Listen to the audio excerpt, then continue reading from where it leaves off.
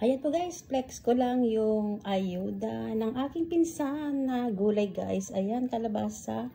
Ayan, ang dami-daming kamatis guys. Tapos etong bunga ng malunggay. Ayan, nagawa na siya guys.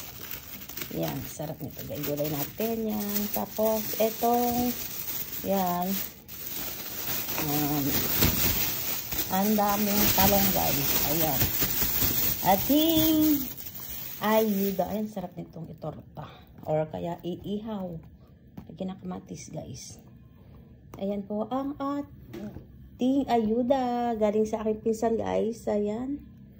Ayan, laking tipid na natin to guys sa gulay.